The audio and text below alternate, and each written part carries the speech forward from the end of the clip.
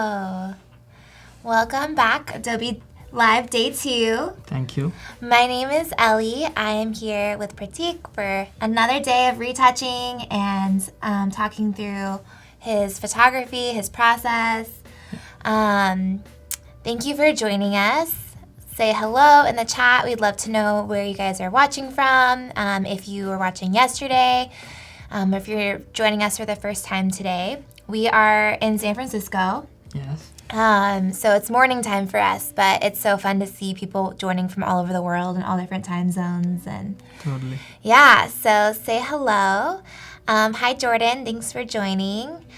We had a lot of fun yesterday. Oh yes. Yes. We revisited some of my older work yesterday, and I think today I'll be working on some new projects that you guys haven't seen before. Brand new I work think the just process, for this. Yeah, the process stays the same. Yeah. And I'm excited to show you guys some new images. Yeah. And hopefully I post them on my website before the stream ends. And Yeah. you guys can have a look at those. Yeah. We were talking about kind of like the process after you create work and how do you get it out there? How do you, get people's eyes on it? So we want to talk about that a little bit once the piece is edited and kind of see Pratik's process for putting it on portfolio and website and all of that. So we have Renee from France, Heloise from Quebec, Hey, Renee. Florida. Thank you guys so much for joining. Well, we have a full schedule today. Just like always, we can take a look at what is going on. Earlier this morning, Jesus had another Photoshop Daily Creative Challenge. You definitely want to watch the replay of that if you missed it. We're live with Pratik until 11:30 when Peter will be on with an XD Daily Creative Challenge, and then Osama will be back for day 2 of design in XD. If you want to learn XD, it's a really great way to get yourself familiar with that program. You can start playing around. So yeah, thank you guys for watching. Make sure you stick around. And next week, make sure you tune in because we'll be streaming live from Max. So you'll get to see some keynotes. You'll get to hear designers talking about some updates to Photoshop. And so you definitely want to tune in next week for that. And then stick around and be active in the chat because in about 30 minutes, we'll be giving away a gift card to moo.com, which $30, that's really significant. You can make some new business cards. You can make postcards, stickers. So yeah, definitely be in the chat. That's how you can win. You'll want to make sure that you are a part of that. And then, in about an hour and a half, we'll be going over the Daily Creative Challenge for today. So make sure you're working on that and you submit. You can find all the information for that right above the chat. There's a little challenge tab. So you can click over there and you can get the files to download, to play around with. You can also use your own images if you want. Oops, it's right here. So the challenge for today is to create a broken glass effect using blend modes and layer masks. And we really want to see what you guys create. Yep. So you'll get, Yeah, it was some exciting stuff yesterday. Yes, it was so fun yesterday. I'm hoping to see more of it today too. Yeah, absolutely. We want to see your work and be able to give some feedback. So make sure you submit. Well, thank you guys for joining. We have Angelina from California. That's where we are right now. Well, do you want to go ahead and introduce yourself again for anyone who missed yesterday? I'll pull up your work on Behance For all the new guys joining in, my name is Pratik and I'm a commercial photographer and a retoucher based in San Francisco. I am originally from Mumbai, India. I moved here like 3 years ago to pursue my master's in photography from the Academy of Art University here in the Bay Area. And I'm learning a lot here, working on my portfolio. So I'm gonna be graduating soon. Yay. And I hope to have a solid portfolio to get me some work after I'm done with school. I think you succeeded. I think you have very solid portfolio. It's beautiful pieces in here. So right now, what I'm trying to do with my personal portfolio is trying to incorporate all the possible categories which are yet to be done and yet to be discovered by me. like accessories, watches, and sunglasses, something like that. So I want to expand my existing style, which has a lot of graphic elements, a lot of bold colors. I want to do like different products, Yeah. but with my own personal style. Yeah. Awesome. Well, you guys had some really great questions yesterday, so feel free to ask more today. And yeah, we would love to hear from you guys as we're going through the process. Yeah. So yesterday we spoke about the Impossible Paint project. Let me pull it up.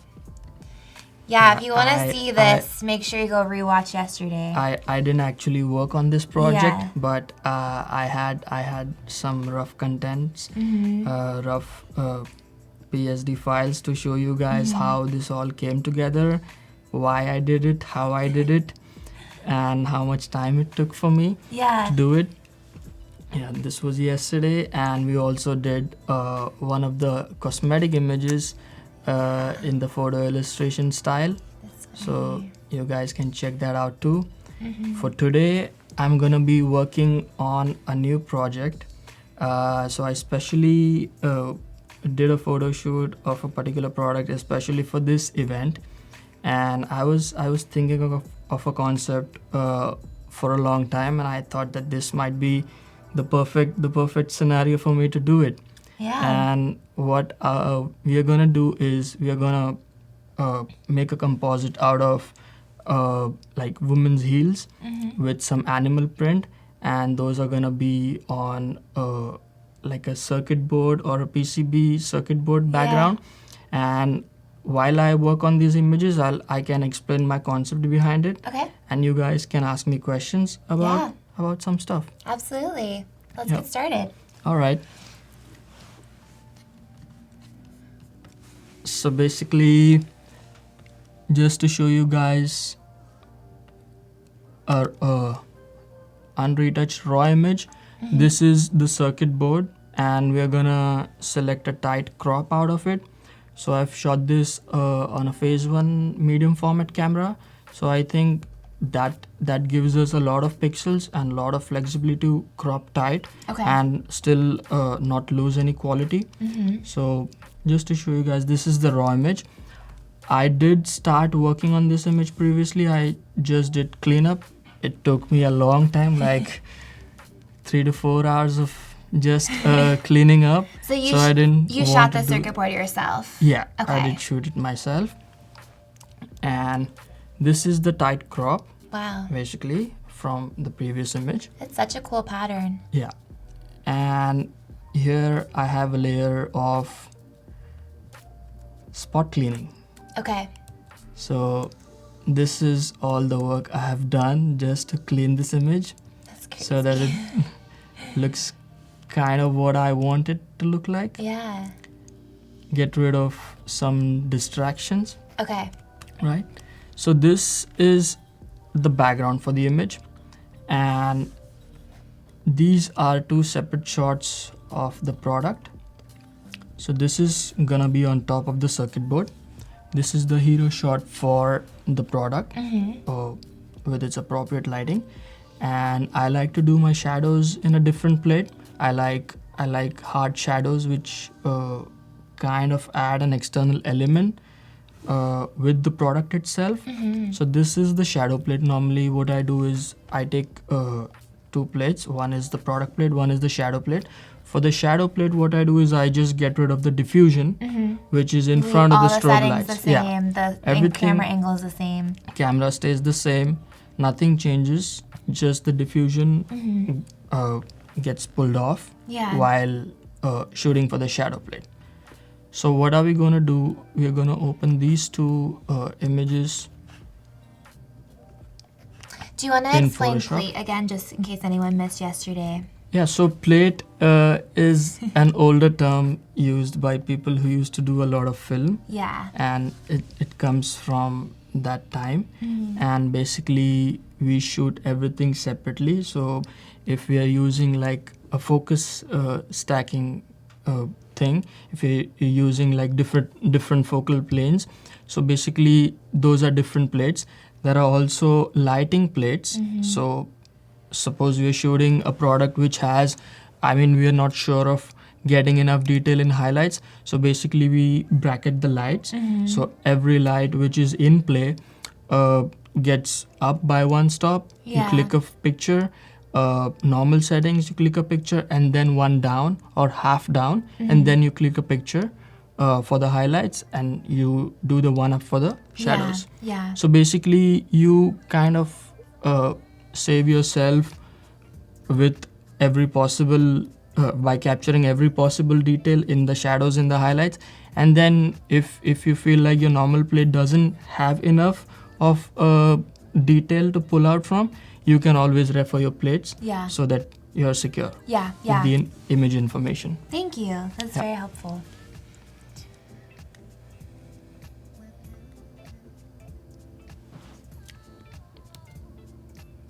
So what we do here is just copy this layer, Okay. paste it on this one.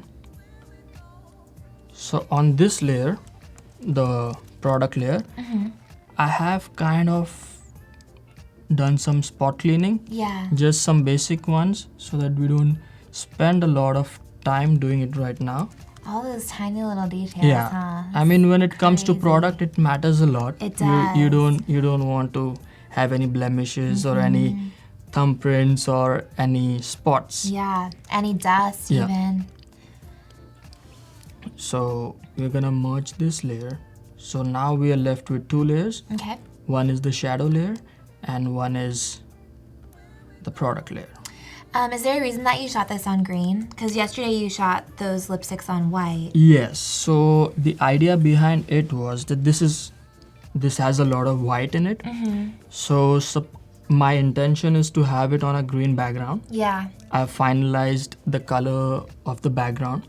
So basically, if the product is white and if it's on a neutral background, it's not gonna cast any tint on the product itself.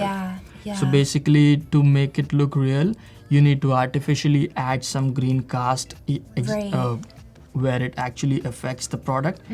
So now that I know that I'm gonna have this on green, I had like a green colored paper, so that it just gives me enough of the cast. It looks realistic. in the bottom. And you couldn't shoot it directly on the circuit board because circuit boards too small, right? It was too small. Okay. So here we are playing with scale too. Yeah. Those circuit boards were smaller than the product itself, the heel itself. So here we are trying to kind of play with scale, and hopefully it looks pleasing to the eye as well. Yeah, it's a way that you could use something that's too small, but like still use it as a background. And it's like a technique that you could do if you had anything that was too small to use. We could work with several different surfaces as well. It could be just a green sheet of paper. Sure. It could be like printed paper. Could be anything. Yeah, Zara's asking what about color cast? And so that's what you're saying is you want a little bit of a green color cast because the background you already know is going to be green. Yeah. If you didn't know, then maybe you would shoot on a more neutral background. If the background was, say, suppose something yellow in color, separately shot, so I would have a yellow sheet of paper. Sure, yeah. Just to punch in that cast. If you don't know what color the background is going to be, do you typically shoot white or gray? Gray. Gray, yeah. White will add a bit of cast. Gray won't be as effective as the white one. Yeah. White will kind of lighten up the part of the product. It'll be a little reflective. But I think gray neutral always helps you. So here we are basically using the pen tool to path the shoe out. Nora's asking, from the moment you get inspired and imagine a new project to the moment it's finished, how much time do you take on average? So basically, for this particular image, I had a tough time finding the circuit boards, and I had a tough time finding the circuit boards which were already clean. Yeah. And I didn't have much of time. Like I had like 3 days. So basically, there was one day I was just shopping out for the perfect product, and the rest of the time I was searching for resources about circuit boards. Yeah. So I got some used computers and Wow. used like television screens. So dismantled everything, pulled those out, and unfortunately it wasn't clean. Oh no. I mean, as I wanted to. So Okay. that kind of cost me time Yeah. to get into Photoshop, clean everything, Yeah. and make it look like it's a new product. Right. And yeah, I mean, with product photography, it's so simple that you just don't want to see any sort of distraction, That's like very any true. blemishes or yeah, don't want to see any of those artifacts which kind of put you off the moment you see it. Then the perception really changes, right? Yeah, absolutely. It's so crazy how much time goes into a project like this that Yeah. people don't realize. Like, they might see the finished product, or they Yeah. might just see the shooting time, and they don't realize how much time is spent just in prep alone, Yeah. and then in concepting, and then the shooting takes time, and then now post-production takes time. So it's a lot that Yeah. goes into it. People don't even see. Yeah. They just see the finished piece. And for this one, after finding these products, I basically played with my iPhone flashlight for a Okay. while to see What the how lighting was gonna be like. how the product absorbs the light, Yeah. how much it reflects. Thankfully, it didn't give me any problem. Good. It was cooperative Yeah. while I was shooting it. So yeah, it didn't take a lot of time to shoot, but then as I said, the circuit boards had a lot of dust and spots on them. So that took a lot of time to clean. Yeah, Yeah. the lens will pick up every single Yeah. little speck of dust. Yeah. Either you find something which is really clean. I mean, I tried to clean it myself, Sure. and one of it I just messed it up. So I didn't bother cleaning the other Yeah. two. So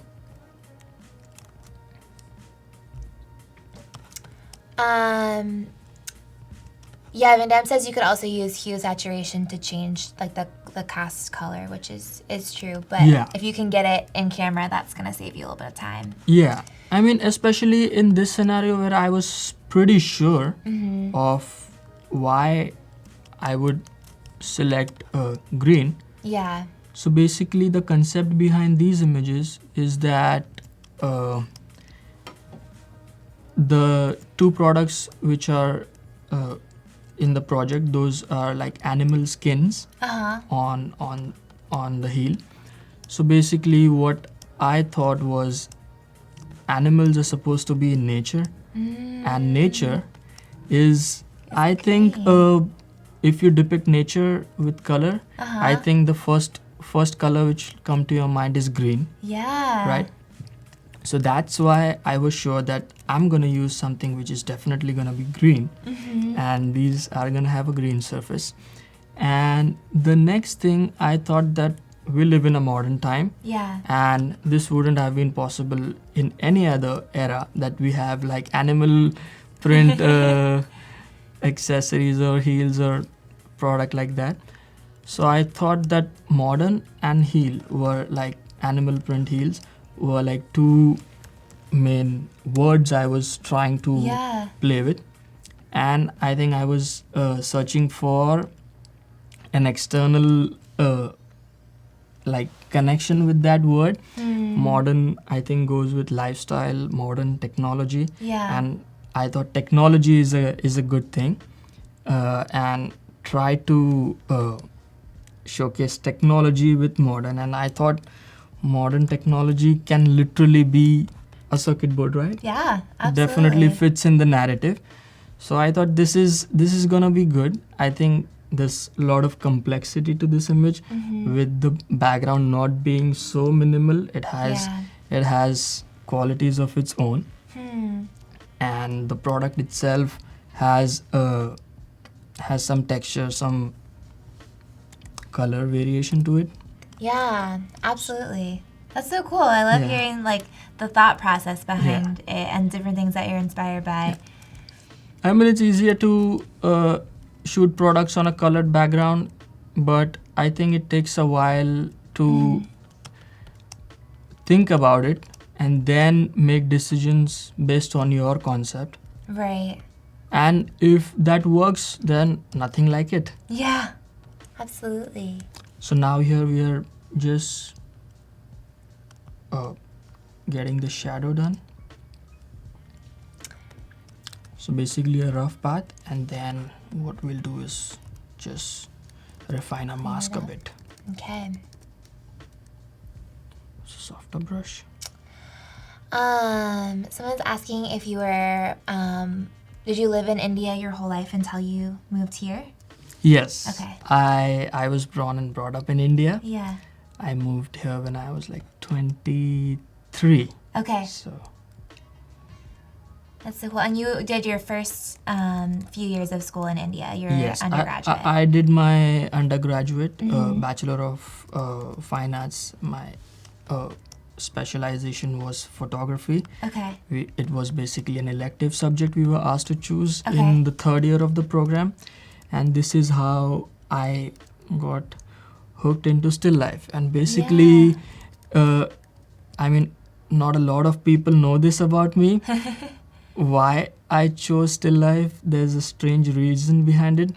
So I started with drawing, right? Okay. And I was really bad at human anatomy. And I just couldn't get the figure drawing right. Yeah, that's so And really hard. Yeah, so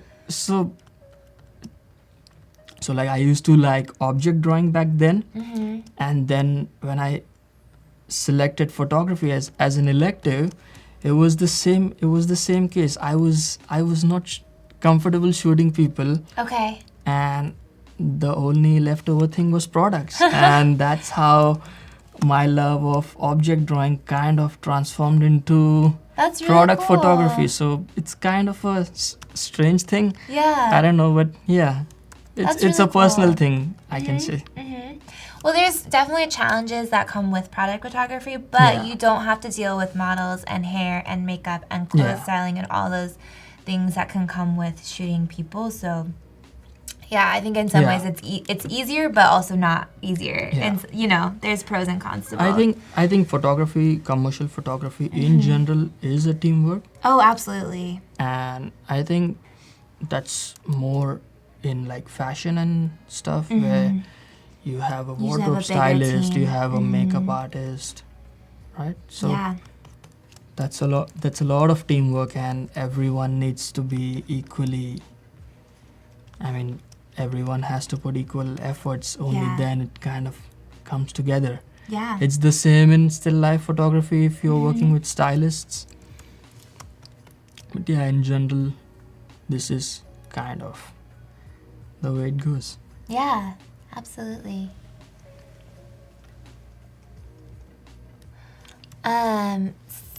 Jandos was asking earlier when you were cutting out the shoe with the pen tool, why define the curve with corner points rather than curve points?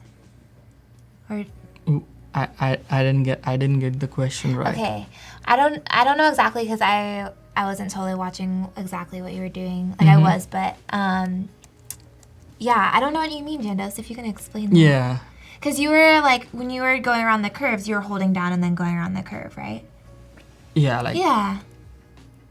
something like this. Yeah, that's Yeah. what I've always done too. I don't know if there's A different a way. different Yeah. way. Let us know. Yeah. I'd love to know that. I'd love to know that. Because, yeah, that's what I thought that was a curve point when it goes like that.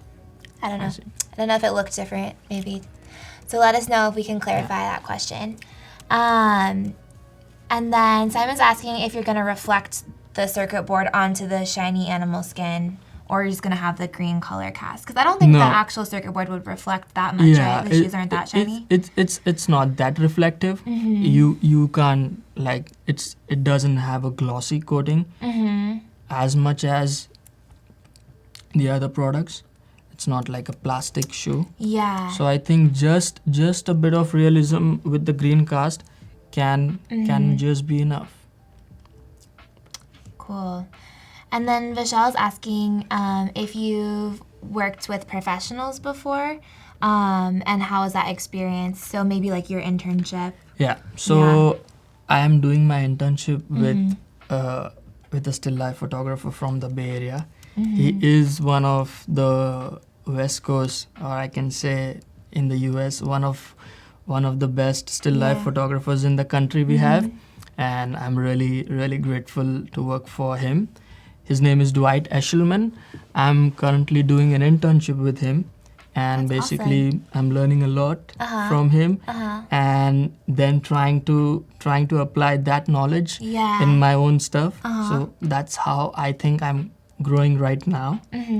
And yeah, I'm working on set with him with the biggest of clients possible, and I'm learning a lot from him. That's great. Assisting is great. You get to make a lot of friends, a lot of connections in the industry, and then you are the part of the community as well. Yeah, and you get that hands-on experience that sometimes you may or may not get in school. It's different in school. School is more about getting a formal education. It's just that you know all the basic stuff before you go out. Yeah. I mean, you just don't want to end up directly on set without knowing how the basics, how the theories work, basically. Yeah, and then So you get both to like are apply important. those theories hands-on with an internship. Yeah. That's really cool.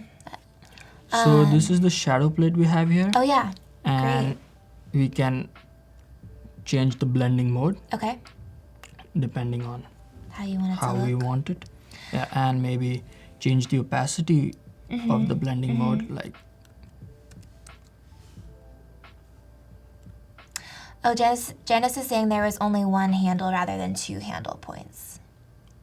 Interesting. I see. Yeah. So what I normally do with the pen tool is I'll just show you here. Yeah.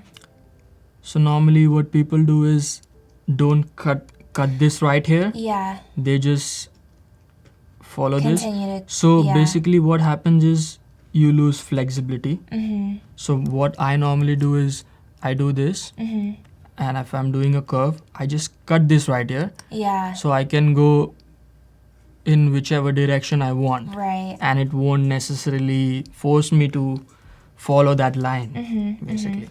Okay. So normally what I do is I just cut my pen path Got it. at the particular Instead point. of continuing the line, Yeah. you go back to that point. Yeah. That makes sense. I Hopefully mean, that's there are different clarifying. ways to use the pen tool. Yeah. It's I think the most precise tool for selection. Yeah. Yeah, nothing beats very it. useful. But yeah, some people are not scared. I mean, they just feel that it's a lot of time. Yes. So they don't necessarily use it. But I think once you start using it, you just stick to it. Yutua says, I live in India and I want to do the same stuff as you. What degree do I choose? Uh, What kind of degree would you recommend for someone who wants to do similar work? So basically, what I did was basically I got into my bachelor's institute. It was JJ Institute of Applied Art. I learned a lot of things there, but the selection in that particular institute was on the basis of drawing, right? Yes. So there was no photography entrance exam to get in there. So Yeah. basically, you had just your drawing And then you and could choose photography as an elective. as an elective later Okay. in the course. Got it. Which I don't think is necessarily a great idea, because I don't feel you should know drawing to be a photographer. I mean, It's not necessary. It's not necessary. Yeah. I feel there's a debate about it, and I'm not defending that people should know drawing. Yeah. I mean, if they do have a strong point. Uh-huh. I mean, when you draw, you observe a lot. Yes. Right? Yeah. You observe everything All the because you need to details. physically draw it. When you're clicking a picture, you just kind of just gaze around it. You Yeah. just have a look. Yeah. Looking and observing are two different things. But being good in drawing, knowing drawing certainly helps a lot, Yeah. is what I can say. Oh my goodness, that came so fast. It's time for chat and win. Wow. Okay, Hop in the chat. Tell us what you're gonna dress up for Halloween if you're gonna dress up for anything. And we'll be right back in a minute.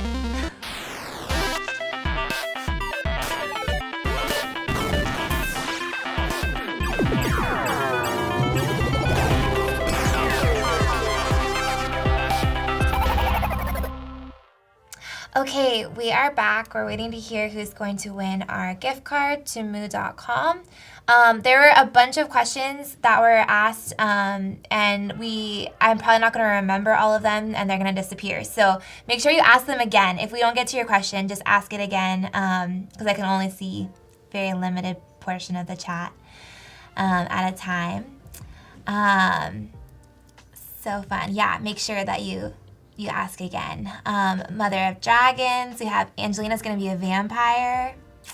Kangaroo. Minecraft mouse. Ooh, Amelia Earhart. That's fun. Oh, the Keys Design. Congratulations. You are going to win a $30 gift card to moo.com. You'll get a message on Behance about how you can redeem that. And if you did not win, you can go to moo.com/Adobe Live. You can get 15% off your purchase. So pretty good deal. Yeah, like I said, just ask questions again because I can't see them anymore, and I really want to make sure that we get to everything that you guys had some really good ones. So I know somebody was asking why you were using the pen tool and not any of the. There's so many selection tools that you could use, but you like it because it's more precise. It's more precise, and then if you're using the magic wand, you just play with the tolerance level, and then maybe just feather stuff out. Yeah. I think pen tool works for me. Yeah. I mean, before like when I started Photoshop, pen tool was the first tool I started using, and it was later that I discovered the magic wand and the lasso tool and stuff. Yeah. So I think if it's not broken, why fix it, right? Yeah. So I just you're stick. Used to that, so I'm used to that. It's more like a personal preference. Sure. Yeah. But the other tools do an equally good job as well. Yeah. And different tools work better for different images sometimes. Yeah. Some things work really well. Yeah. I know like the new like select subject stuff works really well with like a very clean background. But it may not work as well with something more complex depending on the contrast in the image and all of that. So all right, so we have these two layers here. We copy these two layers and have those on the background plate. Okay. What we do is scale these up. All right. Oh, fun.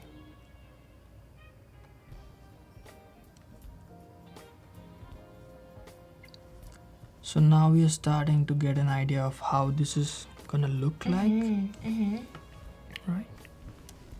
So we still have a lot of color grading to do here. Okay. Right.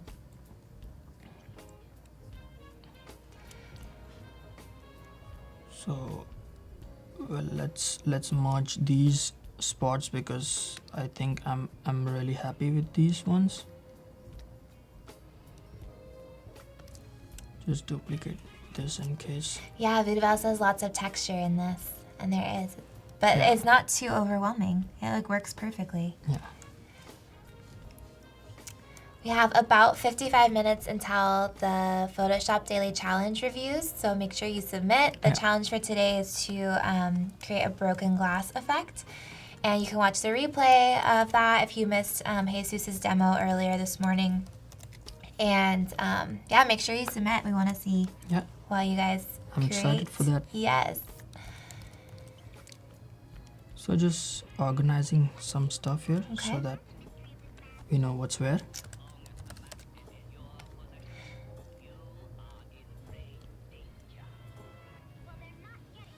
So let's start with the background first, and we'll kind of get this to where we want. Okay. Because I want to darken this background down so that we focus more on the product itself, and background is an important element here, but I think it can be toned down. You don't want it to compete. I don't want it to compete. I think I want to give more attention to the product itself. And I want to keep it as secondary as possible, even though it's important here. Yeah. Tarat is asking why you're using technology as a background for this shoe, and you mentioned that a little bit earlier. Yeah.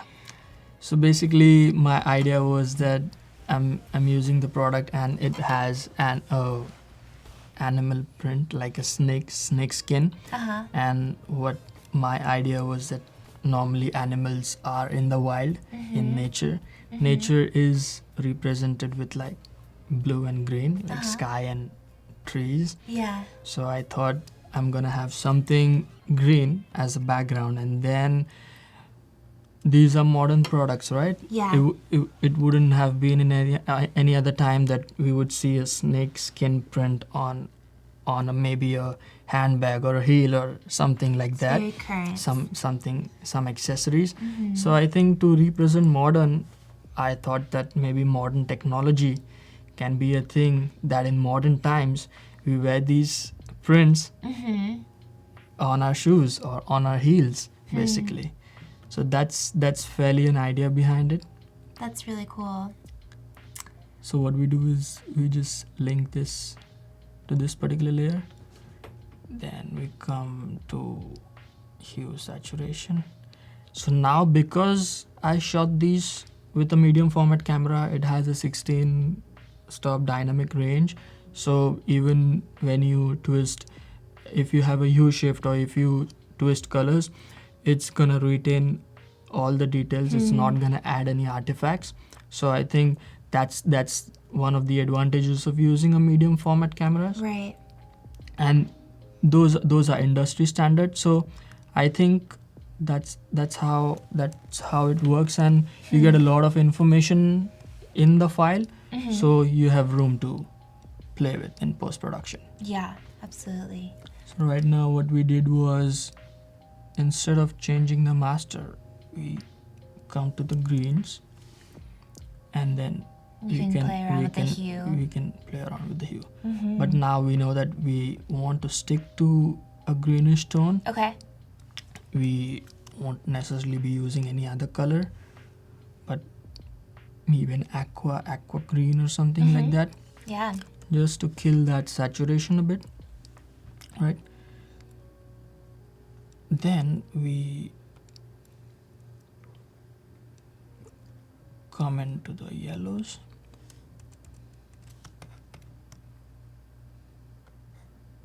You see how these change dramatically, right?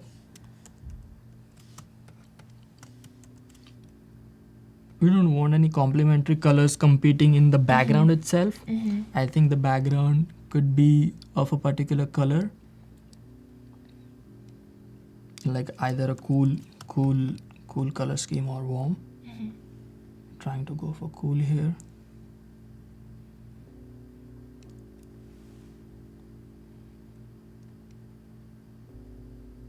What was the name of the college that you went to in India? In India, the name is Sir J.J. Institute of Applied Arts. It's in Mumbai. Okay. Yeah, my grandfather went to the same institute. Wow. And when I was in school, when I was small, he used to take me there to see all those art exhibitions, and that's how it all started from there. That's so special, because he was a photographer and your dad too. Exactly. That's so cool. Yeah. Did they both do commercial work, like product my and grandfather stuff? was a still life photographer. Okay. So yeah, I'm basically following his path. That's so cool. I love that.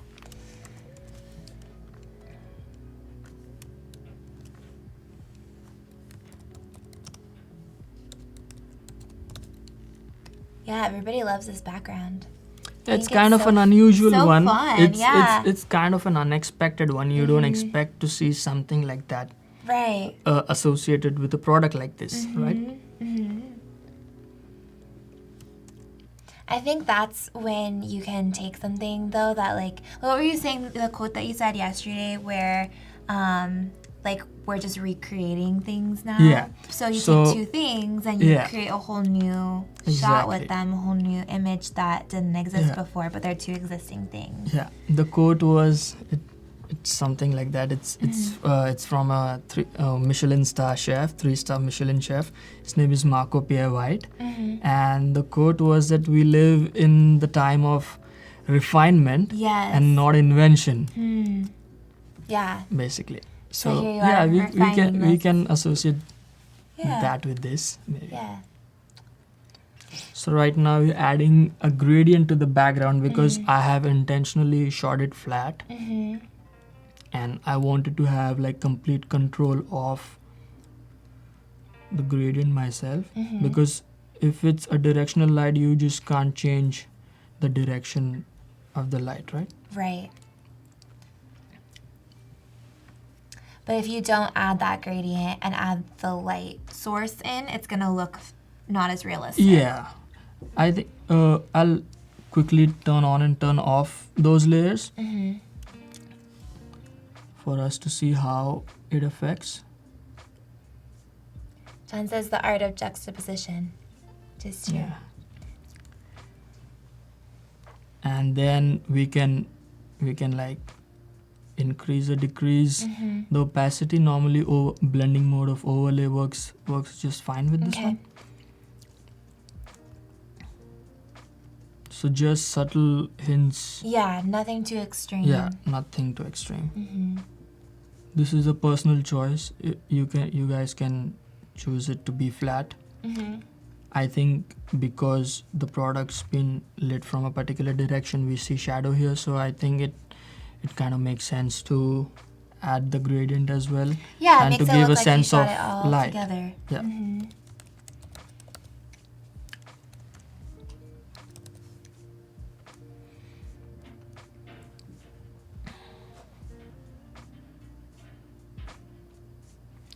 So we can see now of how these two affect the background. Yeah. I think these things help it to be toned down. Yeah, and taking out that yellow. Yeah, taking off that strong like contrast, like the real vibrancy of the green. Yeah. Makes the shoe stand out more. And there's so much going on that you want to eliminate any more distractions. And now that we're fairly happy with the background, we can play with the shadows. We can try to feather this mask a bit. Okay. And then maybe have a curves adjustment here.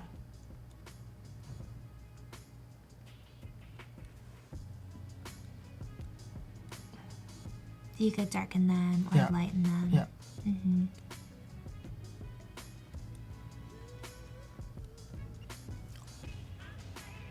We don't want it to be like a patch of black. So just enough. Yeah, just you want enough, to be able to see through it. See through it. Yeah. I mean, the task here is to make it look like it's real. Yeah. Right.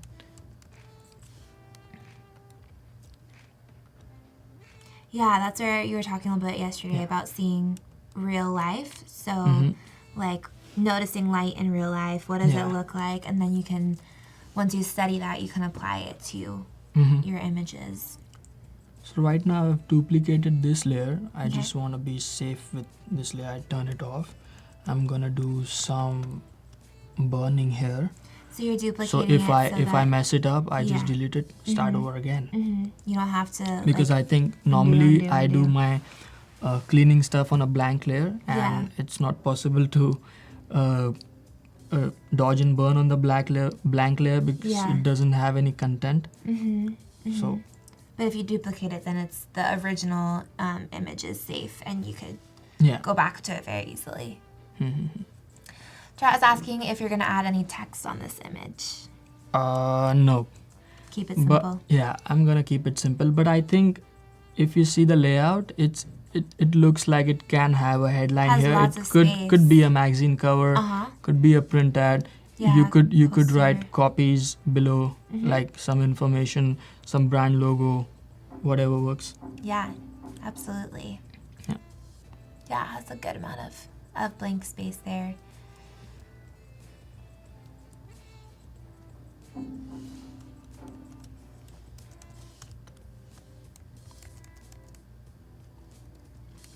So just gonna slightly darken the bottom. Okay. Norse's title suggestion: snakes and ladders. Yeah, it's a good one.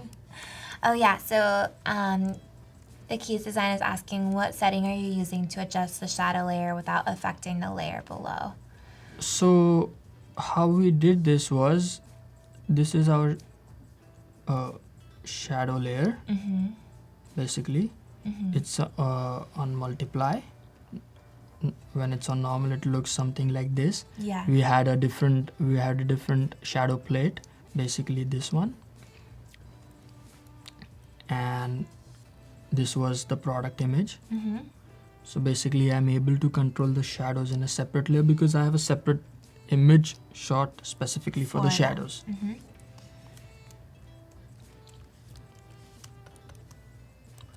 So just to give this some shape, we call it.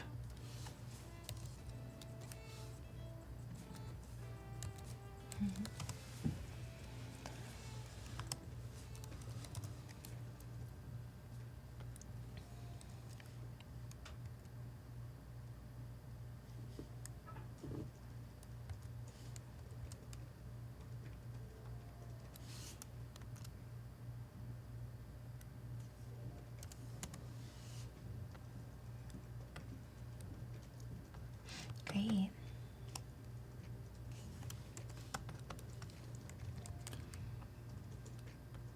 We still don't have any curves adjustment over this layer, which we will have Okay. after we are done, like giving some shape here.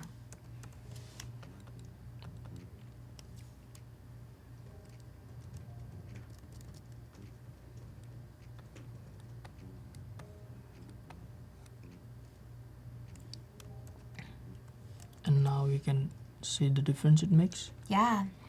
And now what we can do is just reduce this opacity a bit. Okay.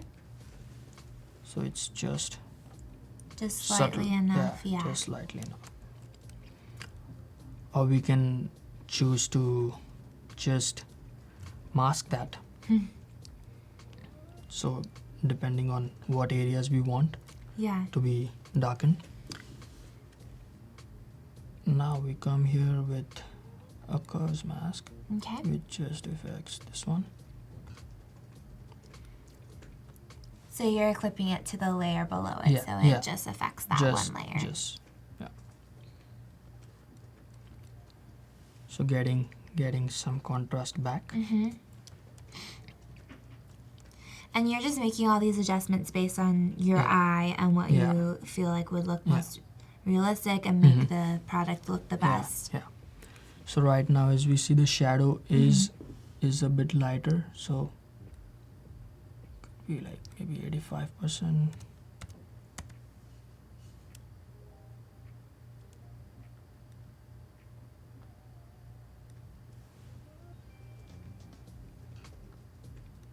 Yeah, so when you adjust the curves in the shadow plate, it's not Yeah. going to affect the background. Yeah, because it's Yeah. just linked. So you come in here in the properties. So if you click on this one here, it just affects the layer below it. It clips it right Yeah. there, and then So for the gradient one, we actually are gonna move this right on top. okay.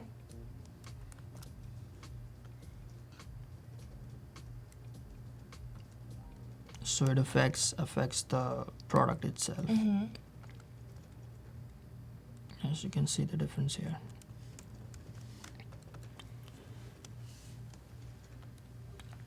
And then an overall curves adjustment above the gradient layer. Okay.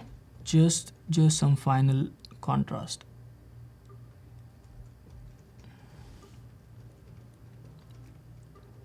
Do you kind of have a process that you normally go in when you're making these adjustment layers, or do you just kind of go based off what looks good for that particular I image? think what looks good. I mean, I try to be, as instinctive as possible. Yeah. I don't restrict myself too much. When you're working on the portfolio, you have a liberty to do that. Yeah, And that's very I true. try to take a massive advantage of that particular liberty. Yeah. Well, the When- more you can play around with it too, I think the Yeah. better your instincts become over time. Yeah, You can. yeah. I mean, it's more about the intention of the image right now, and Yeah. you do whatever it needs to just look the way you need the image to look like. Yeah. Yeah. Absolutely. So right now, if we have, so suppose we turn this curves adjustment off, Right. it's gonna look flat, right? Uh-huh. And I just want the That's a heel lot to be more the hero dimension. and the Yeah. background to be a secondary element. Yeah. So Supporting that's why, the hero. yeah. Mm-hmm.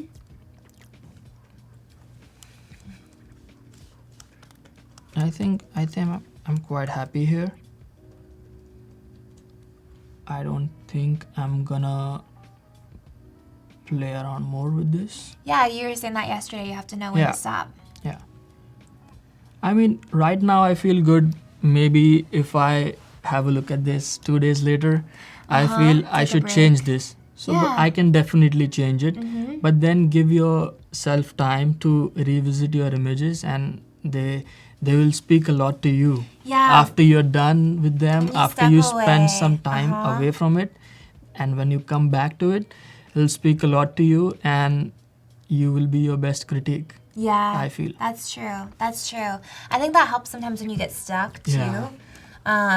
To step away and come back with fresh eyes is Yeah. really helpful on any kind of project. Yeah. Yeah, Michelle says it's so difficult to have patterns on patterns. I think that is. Yeah. I think it's a special, like, it only works with certain images, and I feel like Certain this one images. works so well because the color Yeah. contrast is different and the patterns are so different. Mhm. And the pattern below has a lot going on, but it's also very simple because it's just Yes. lines. Yeah. So, And the second Works image we're well. gonna do will be similar to this image, okay. and you will see how this shoe couldn't be on that particular background. Okay. So I'll explain more about Yeah, that. let's So right see. now what I'll do is I'll just process a TIFF file. Mm-hmm. We can say like heels tech underscore maybe print, because this is the full resolution TIFF file, so we can Okay. print it the way it is. We save it as a copy here. Okay. So this can be a print file. Mm-hmm. Then we kind of save a full res JPEG. Okay.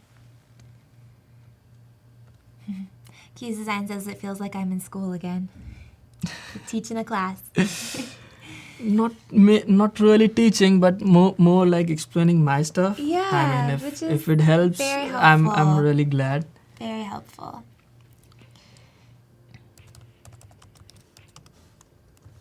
Yeah, Jean says I use solid color to do shadows, and there's definitely like lots of ways. That's what we were talking about yesterday too. Yeah. Is that there's so many different ways you can do the same thing in Photoshop, and these tools Yeah. are so powerful. So, really depends on how, like, what process you Yeah. prefer. A lot of times, you know what you learn first, you kind of stick Yeah. to. You're comfortable with that, but there's a lot of ways to do the same thing.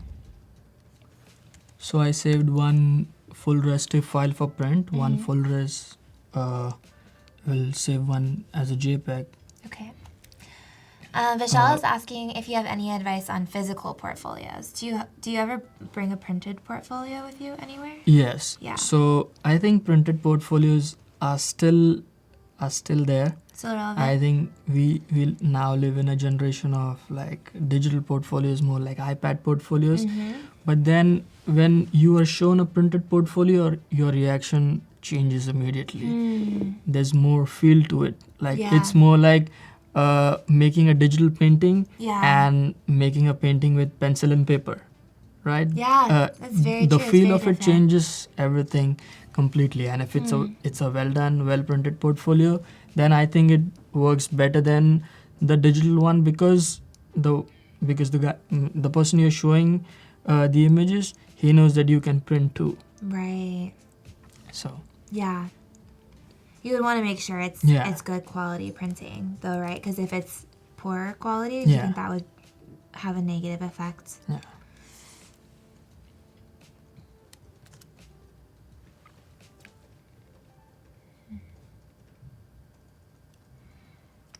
Thank you guys for your questions. I love hearing what everybody is thinking about. Yeah.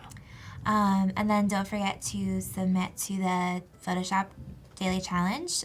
We have about 30 minutes left, so work on your broken glass effect images and submit those.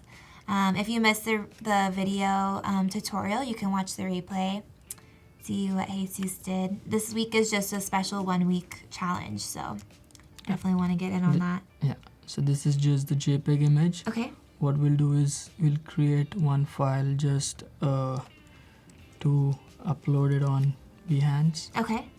Are you saving it as a 72. certain size for web? Yeah. So web resolution is normally 72 pixels per inch, and then normally this size would be 2000 pixels at the longest edge. Okay. It's normally the size for the internet. I mean, even if you submit entries for the competition, it says that maybe 1800 pixels on the longest side or 2000 pixels. So you have your image ready right there. Oh, for just competition if you wanted yeah, to submit it. Yeah. Just to upload it straight away. And you want it to be smaller so it's easy Yeah. to when people are scrolling through your website, it's not going to slow down or load really slowly.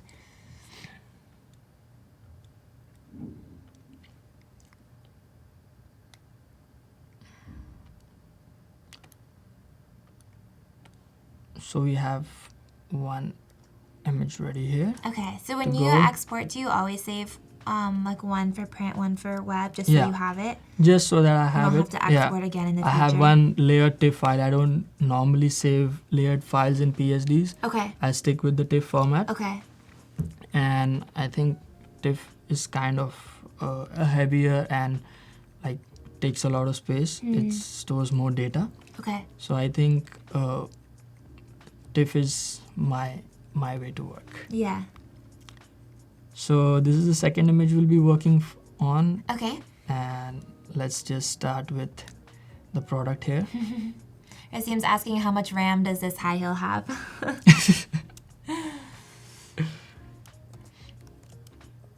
It's the shadow plate, and you guys can now relate more to it. That we are just repeating some stuff, and you guys would have a clearer idea of how it's gonna work. You guys can anticipate it too. Okay.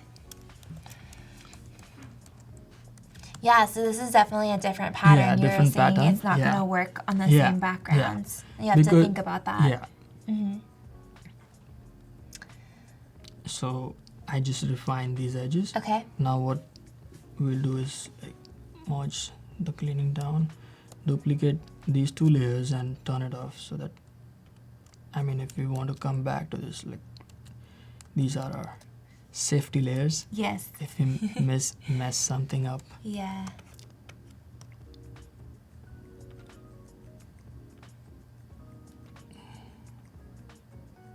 Nice texture on that shoe. Yeah. So now we'll just pen path this Okay. out quickly.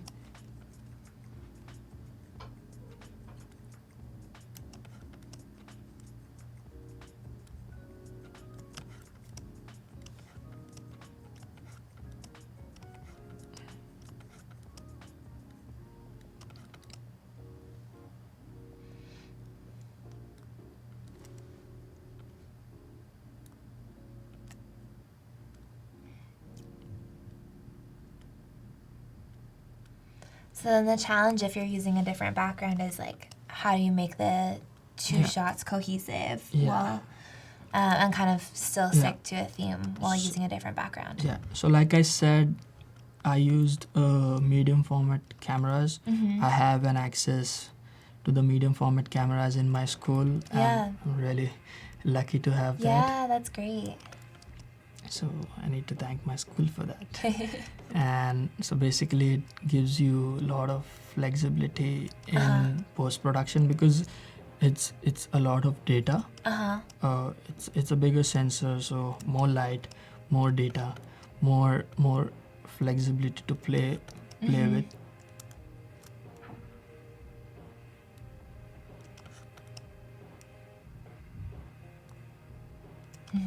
Internet says you're super fast with the pen tool.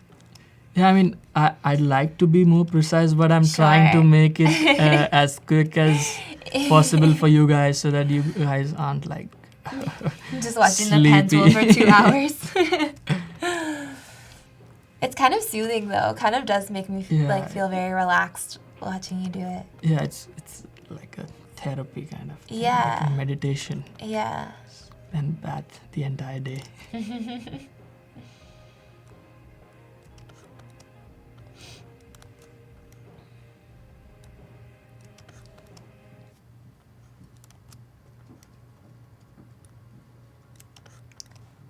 Yeah, and I know there were a few more questions that were asked before the chat and win. So if you guys want to ask them again, make sure that I can just ask them. them when I'm bathing stuff out. Yeah, we want to make sure we get to all of them. We just can't see them anymore.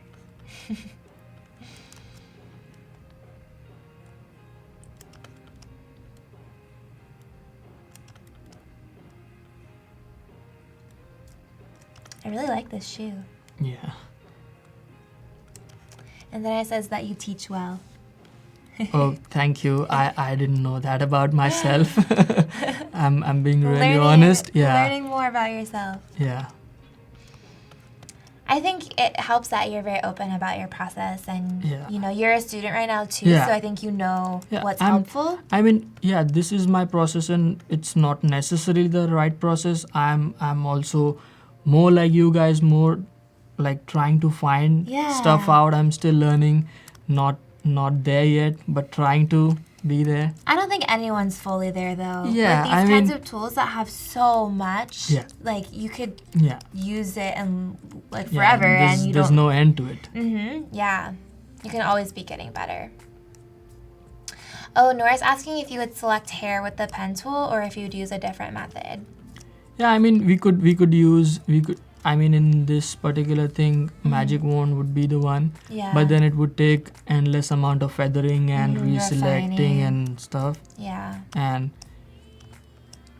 that sort of thing. But yeah, normally I would do that. Yeah. I would do that because that's required. But just to show you guys, I'm kind of making the selections fast. Right. I wouldn't necessarily pen path the individual hair, but what I would do is I would refine my mask a bit better after loosely pen pathing it out. Okay. So I would do that in masks. Keys Design is asking if you have any recommendations on how to become more efficient with the pen tool. Just keep using, and I think pen tool with a pen tablet is a better combination than pen tool with a mouse. Or a trackpad. Yeah, or trackpad is a killer for the pen tool. But I think a pen tablet or a Wacom tablet is the perfect kind of tool to use a pen tool. Yeah. It makes easier. It looks like you're drawing on a sheet of paper. Yeah, like you're using a real pen. Yeah, it's more user friendly too. Yeah. So it reacts well. Yeah. Yeah, I think the more you use it, the easier it gets. Yeah. Like, I think that's good advice. Just like any tool, but I think especially it becomes more intuitive the more you use it and practice with it. Great. Yeah, and Jordan says, I find using a pen tool with a mouse or trackpad works better than with a tablet. So it really is like very it's a personal preference. Yeah. It is all personal in Photoshop. Yeah, it really is. I mean, you can watch all sorts of tutorial and those might not work for you, and then within a week you find the way yourself and that works for you and you stick to it. Yeah, absolutely.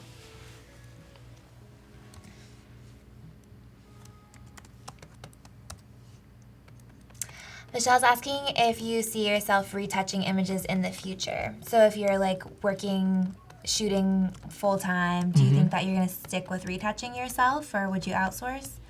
I would outsource whenever possible.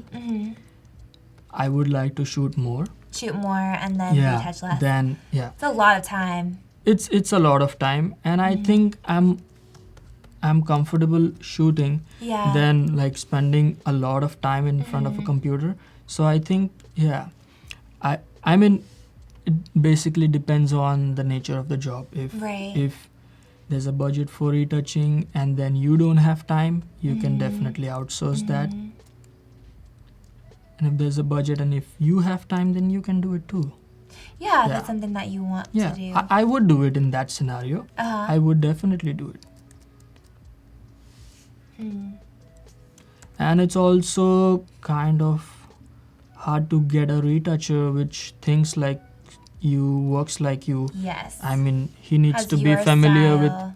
with your process, and he needs to know exactly what your visualization of the final output is. Yeah, right? that's So very true. that takes a lot of time to find the retoucher. Mm-hmm. And if you can do one image by yourself and send him the layered file, so he may have a better idea of it.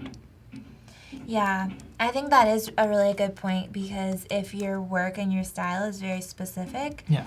you definitely want someone who can match that, because your clients are going to come to you for your style, Yeah. and if you can't deliver that to them, Yeah, they're not and gonna be happy with the work. retouching is always an important element Mm-hmm. which lets you define your style, I think, Yeah, in today's imagery, yeah. where everything needs to be clean and polished. Mm-hmm.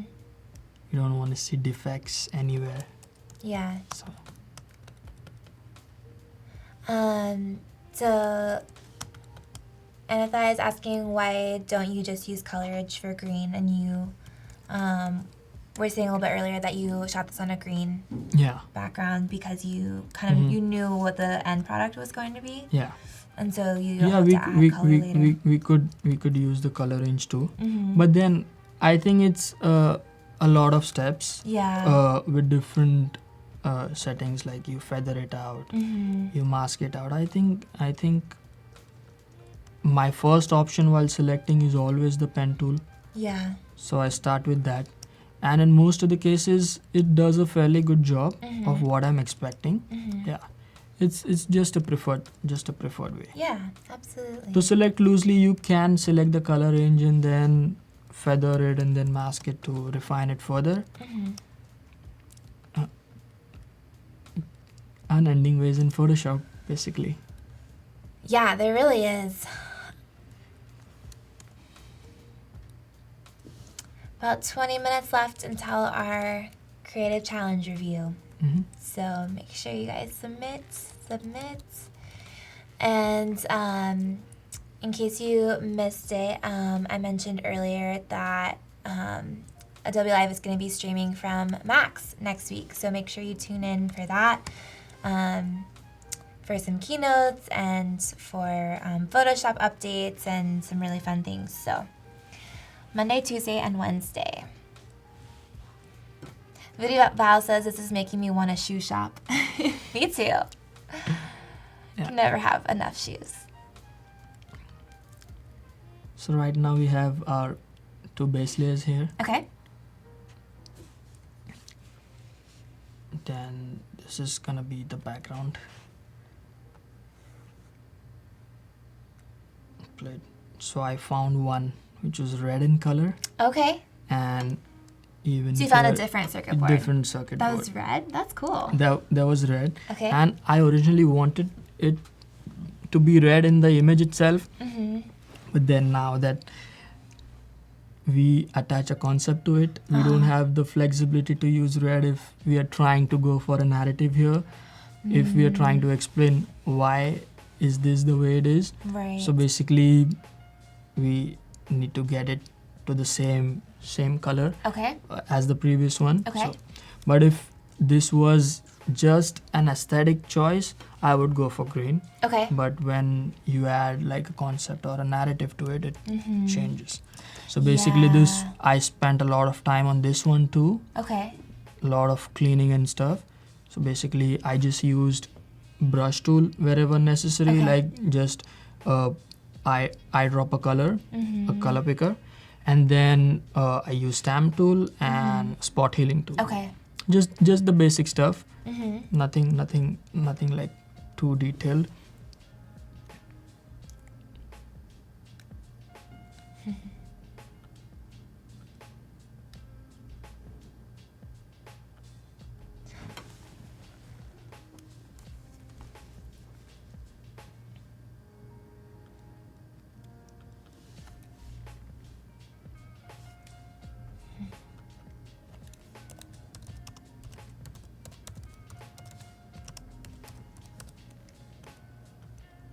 just get rid of this. Gonna use this one until the end. So Okay. right now what I'll do is we'll get it to green color, Okay. right? So now what we need to do is just go to the reds, because it's the reds which need to look green. Rest all can stay the way it is. Okay. White doesn't need to change its color, Right. Mm-hmm. So just select Just the reds, reds. and you can see how it affects the overall image, Yeah. right? I mean, some crazy shades. I mean, Uh-huh. I'd love to use something like that. Yeah, so fun. Yeah. But you have a Yeah. specific theme you're Yeah. sticking with, and because you have Yeah. a concept behind it, like a narrative, like you said. If this was just an aesthetic choice, I would have like all the Right. crazy and vibrant Yeah. colors. Hmm. But the challenge is that these colors would need to go with the product itself. Right. That's the other challenge. Yeah. here. Mm-hmm. Maybe something like that, and maybe if we feel that it has too much of a saturation, Mm-hmm. then we can tone that down a bit.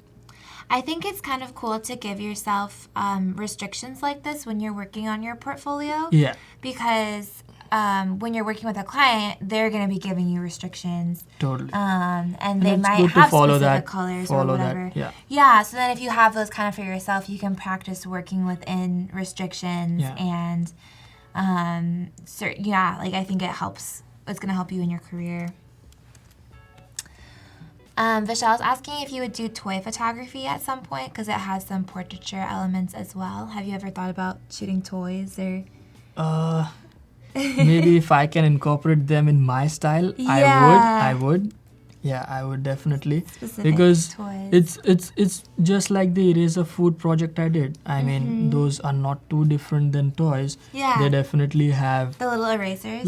yeah. Yeah. Yeah, those are almost toys in a way. Zara's asking what resolution you work in. Resolution, I normally have like a full resolution TIFF files, 300 pixels per inch. And then you can decrease it if Yeah, you're I putting it can on the decrease web. it. Yeah. And then what happens if you wanted to put these images like on a bus or something like that? You could blow them up. We can blow it up, especially that's the other advantage of medium format cameras. You can print like billboards out of it. Yeah. It's like 10,000 like Something pixels. Yeah. crazy, yeah. Crazy, Yeah. crazy files.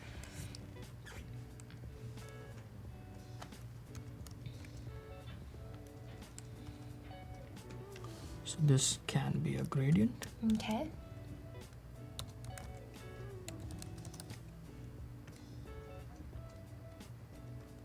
Just slight direction of light.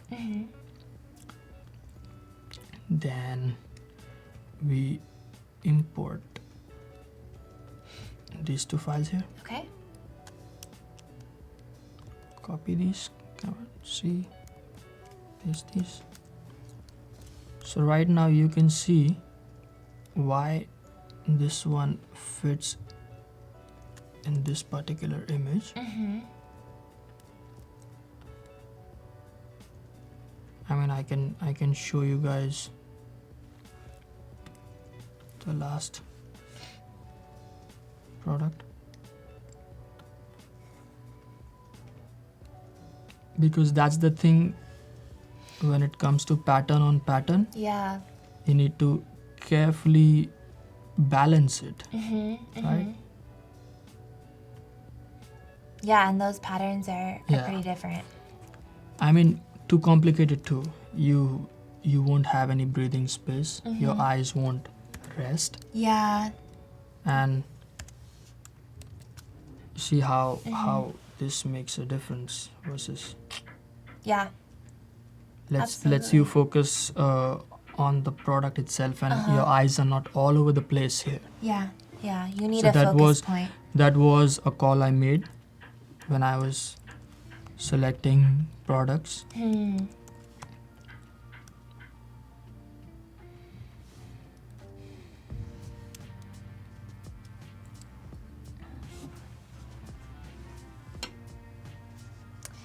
If you're just joining us, I am here with Pratik, and he's a photographer, retoucher.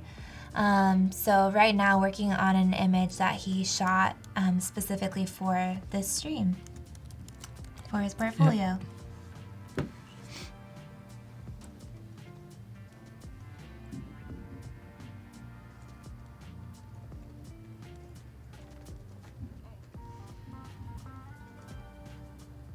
So now just making those same adjustments that you were working on before. So now you guys can relate more to this one, as you guys have seen the previous one. You can follow the process I'm following.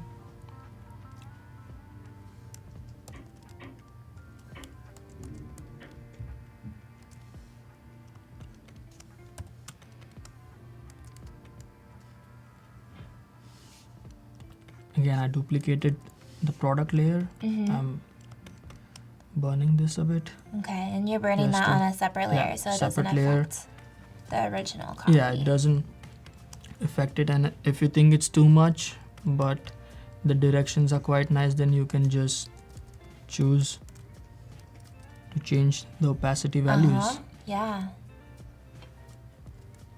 Absolutely.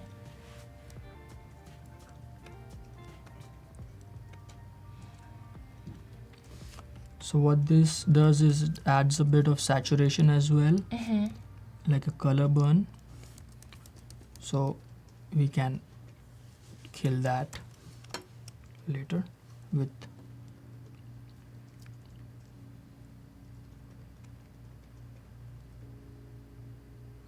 so it's just this layer which is affected.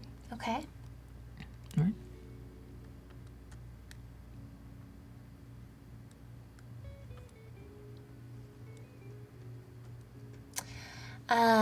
Traz asking if you have any tips on how to make a background more compelling. Like, what do you look for when you're choosing a background?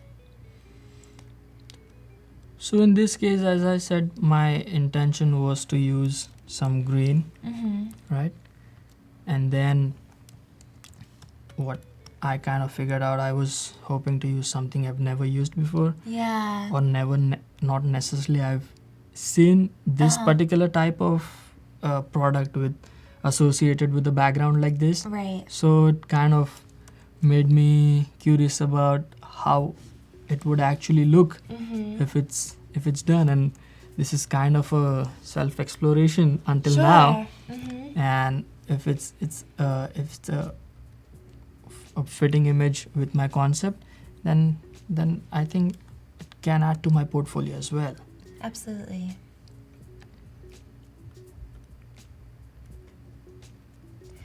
Yeah, and I think like you can use like there's elements of design that you can use if you're wanting to create something that's compelling. Like you can use contrast. You want to make sure there's a focal point.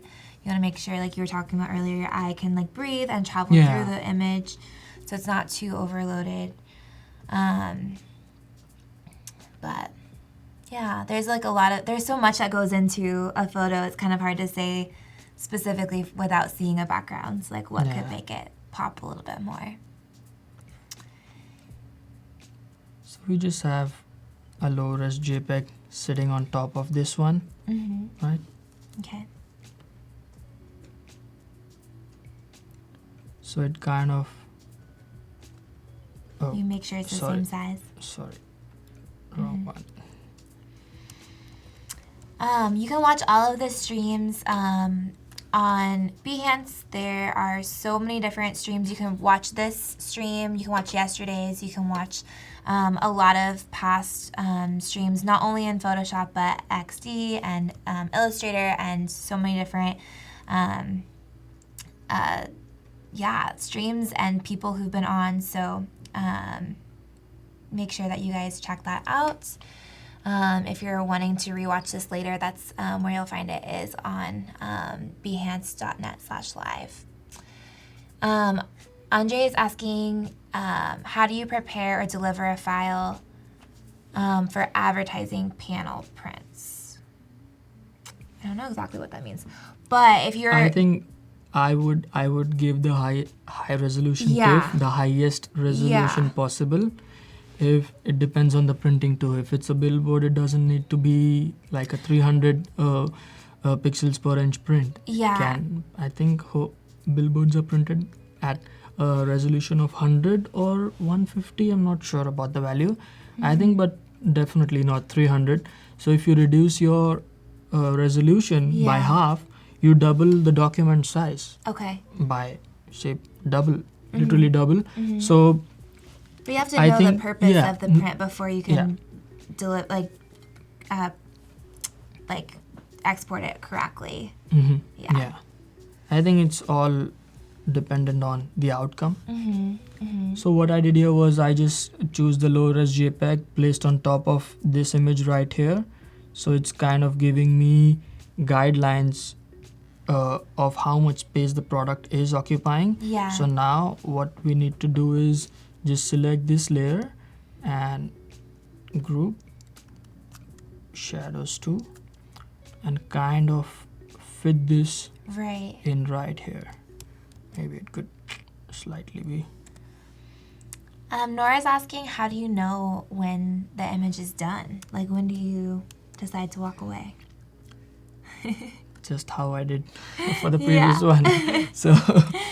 So it's basically, it's a personal choice. I mean, if you visualized a particular image and you think that, yeah, I'm really close with what I visualized, you just stop there.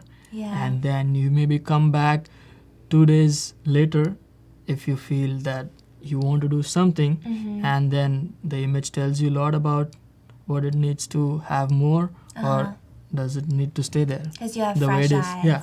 Mm-hmm. Yeah. Good advice. So right now, just to kind of match this, Okay. we need to drop down the saturation of the background a Okay. bit.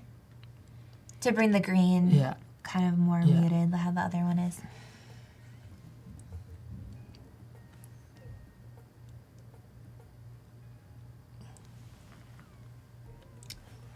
About 5-6 more minutes to submit for the Daily Creative Challenge. If you want to have Pratik give some feedback on your work, make sure you submit. 10 minutes? About 5-6 minutes, yeah. I know it's going fast, huh? Oh, yeah. Flying by.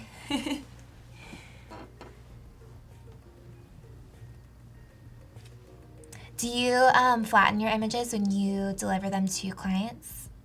Or do you ever deliver PS files to? Depends to the on clients? the outcome. Yeah. Depends on the outcome. Mhm. If I'm giving it to like a client, it needs to be like pre-thought. Mhm. I mean, in most of the cases, you don't give an open file, Yeah. which kind of tells your secret to everyone. So They some can also things, yeah. I mean, change but it a lot. if they have if the client wants to retouch themselves, you basically put some local adjustments and then just drop it off the way it is. Mhm.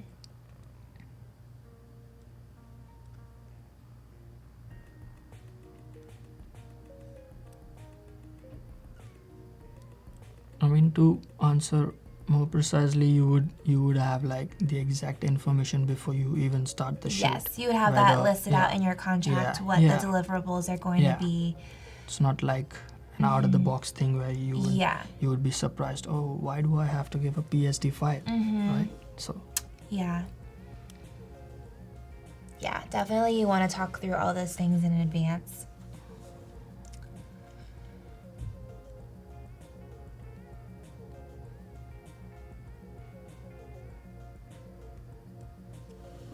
yep, I think we are good with Yeah, that looks good these to two me. images. I think so. What I'll do is, I think we're good with the gradient. We'll use some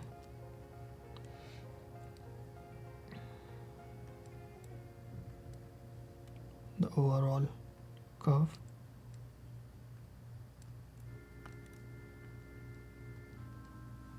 Think I'm happy with this one. Yeah, that looks great.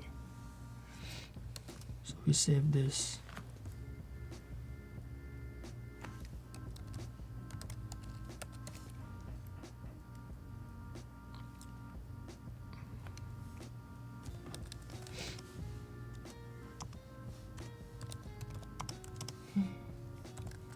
Michelle's asking if you could do a purple version of this image just for the fans.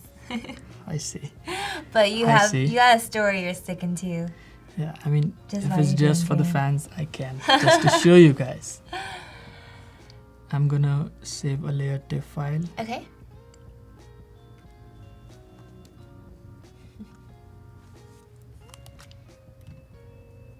A full resolution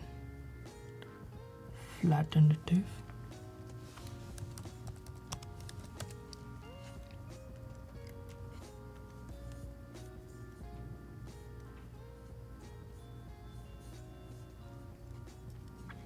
I'm gonna first save it and then do the purple.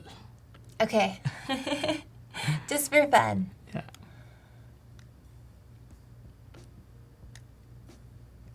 Yeah, that's the fun thing with personal projects too, is you can play around with stuff like that just Yeah. for your own learning and your own experimenting.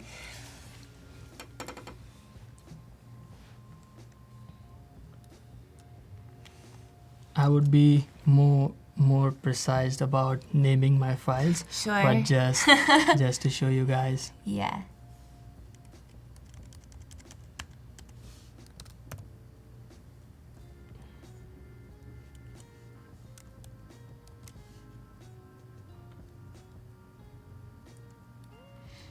So now you're exporting the web version. For your Behance, for your Yeah. website, and then you also mentioned for competitions. Yeah. Mm-hmm.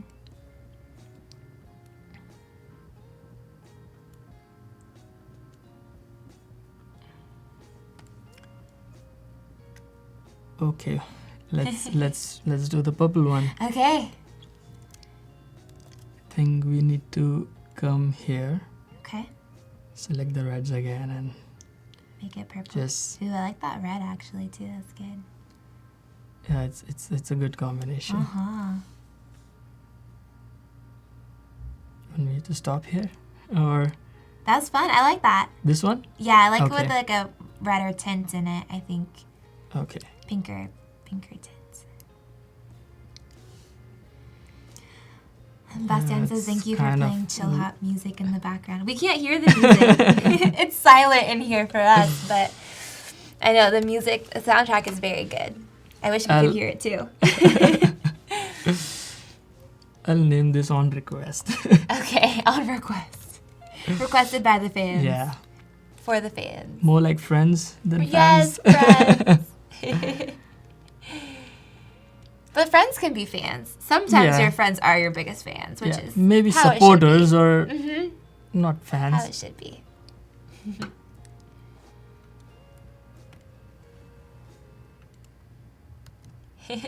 Purple, yay, fan service. All right, so we'll go to the website and post these so you guys can actually see them. Okay. Let's hop over to design feedback real quick, and then Okay. we'll wrap this up Yeah, at the sure. end. Okay, so the challenge for today was to create a breaking glass effect on the image. Mhm. If you missed the tutorial, you can watch the replay. Jesus did a great job, as always. And you can always submit later and still get feedback on your work if you didn't have a chance to submit during our stream. But here's the first one. Mhm. I like that they stuck with the, yesterday everyone was making album covers, and so they Yeah. stayed with that theme, but then applied this new technique to that. I think that's really cool. So, Yeah, I think the type works really well. yeah, very nice. Has that rough impression. Mm-hmm.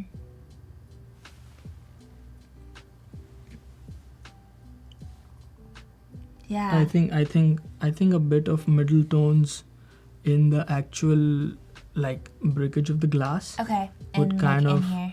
kind of be nice. Mm-hmm. Not sure. Mm-hmm. I think these look more like shape. There's definitely a sense of breaking, Yeah. but if we have more like middle tones and not so high contrast, Yeah. it might look. But but the look you're going for, I think this is really good. Yeah, it looks fits really in- great. It fits looks in more well. illustrative Yeah. than maybe than realistic. So if you wanted it to be more realistic, you could Yeah.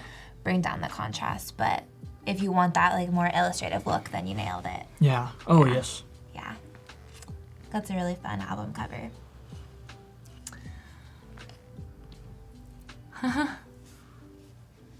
Wow. That's so fun. This I guess this took a bit of time. I mean, the transparency. I mean, yeah, it's really well done. Blending mode certainly helped, but I think there's a lot of thinking going on here, and I think looks really seamless. Doesn't look Very fun. like made up. Yeah, It's more organic. Nice. yeah. Yeah, I think this is one that was Jesus who was working on that earlier. It looks so good. This is a fun one for Halloween with the mask Oh, that I he's see. wearing. Yeah. Yeah, blending mode certainly help a lot in maintaining that transparency. Yeah, I think it does a good job of like showing how the background would be like reflected in Yeah, the glass exactly. too. Like it's not directly showing what's behind it because it would be like reflected into it. Yeah, I kind of like that one of the piece he's kind of holding it by his Yeah, fingers. like over here. Yeah, that's a nice detail there. Yeah, it looks great. Yep, well done. Oh, and then here's Something another one similar. with the cat. This poor cat. I see. It's having a bad day. Yeah, So cute. I think the piece of glasses in the body are a bit confusing because they are like literal transparencies. If that would have an inverse pattern or Sure. like slightly warped with the transparency, might look more 3D Yeah. as the other glasses. They look we more see. like they're Yeah, directly on the yeah, cat instead of yeah. further away. Yeah, the ones Yeah. on the cat look like they have been stuck on its body more than like getting Whereas in. like these ones do a good These one job have of a like direction. showing the Yeah. warping. Yeah. And this up here too, and these two right here. Yeah, great job.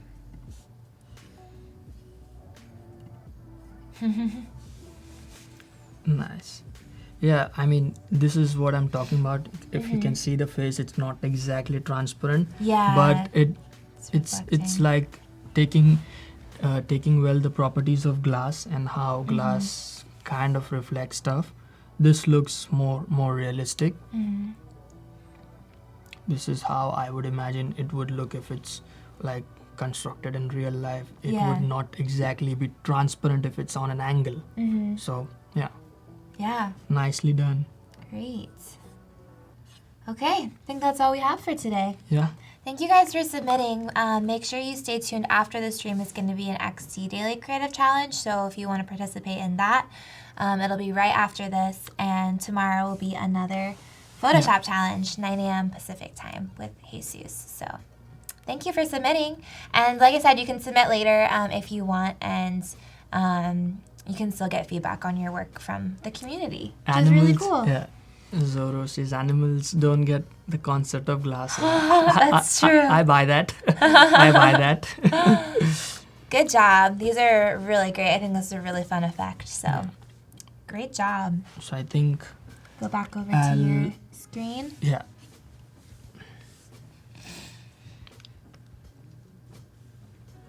I'll upload those two files. And this is to your portfolio. Yeah. This is you have an Adobe portfolio? Yes. Okay. And that's more like a website, whereas Behance Yeah. is kind of like, I guess it's also a Behance portfolio, is, yeah, but it's more both like are a kind of community. same. Yeah, it's more like searchable. Yes. Like you can search people. You can find if you want to work with a retoucher, you can see which country he's from, if Like a he's social local media or platform. international. Yeah, Yeah. it's more searchable. Yeah. So you use both. Yeah. So that you have like your own website, and then you also are available on Behance. Yeah.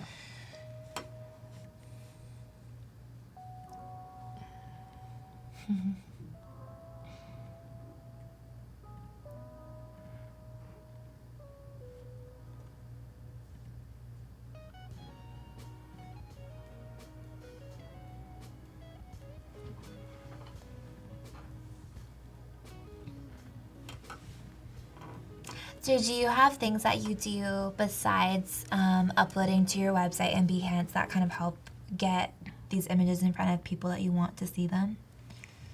I think Instagram. Mm-hmm. I think Behance is my go-to. Yeah.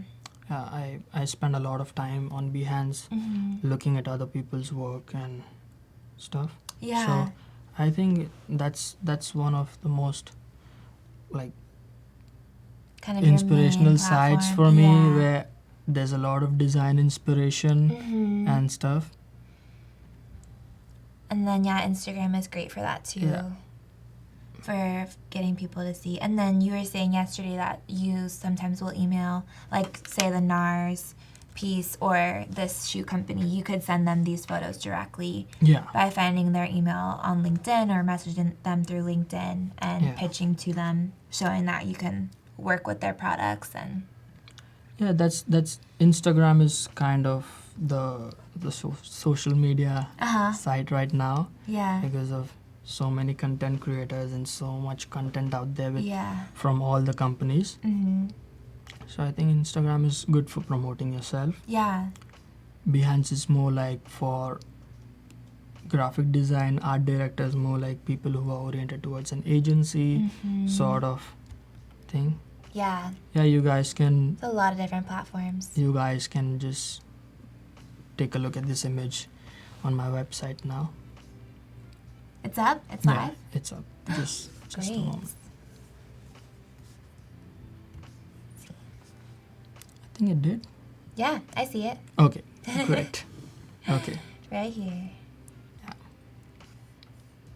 I can do the same on Behance. Okay. Those on Behance can see it too.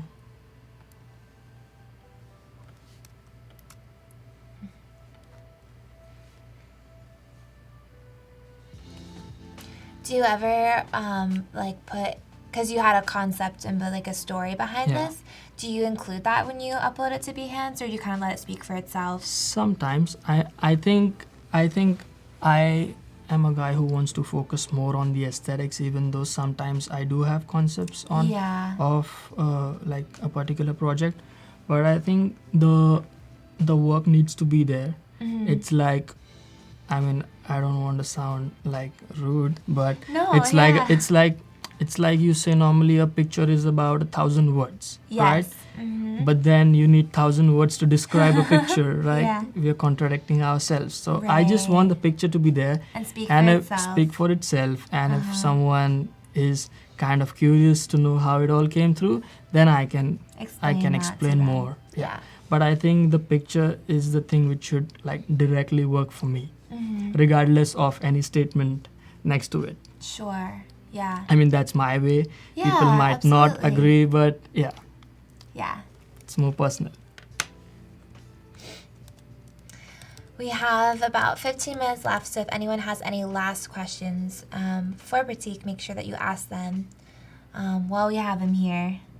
Yes.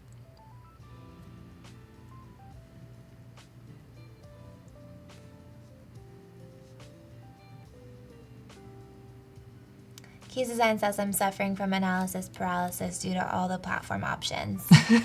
But you would you recommend kind of sticking, if you're gonna just choose like a couple platforms to be on, because you can't be on everything, what would you recommend is like the most important? Behance has worked a lot for me. Yeah. I mean, in all the other websites or other like platforms, Mhm. I think my go-to is Behance. Yeah. And then Instagram for me. Yeah.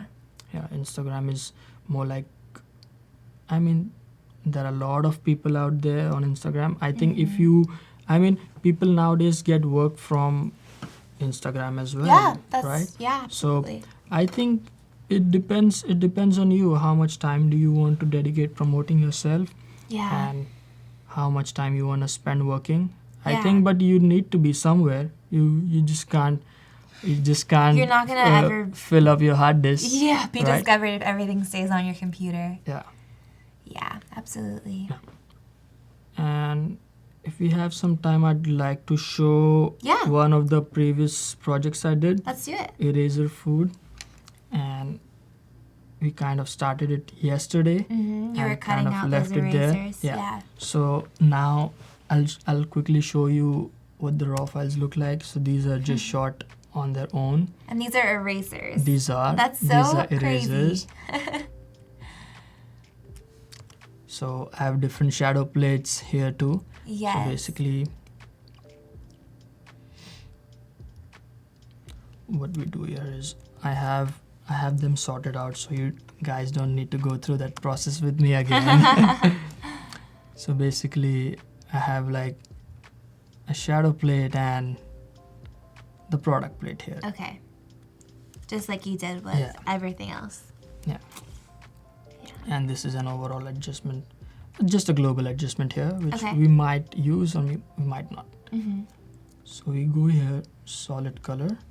I mean, originally I used blue, right? We can choose to get whatever color we want. Basically, now the first thing we need to do is change the blending mode of the shadow.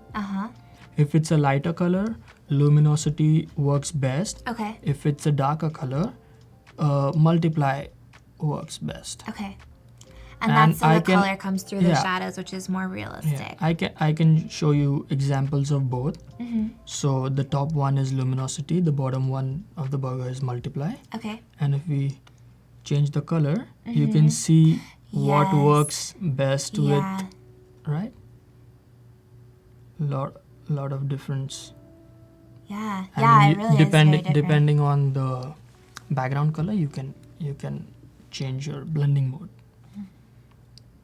So I was hoping to use a lighter background so that the products pop out. Yeah.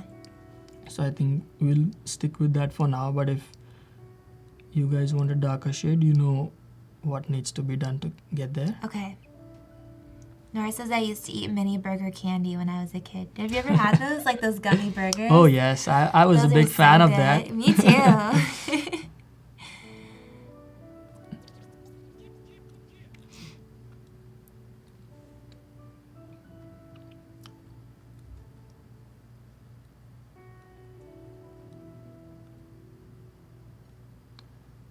So basically I've masked all these things out here.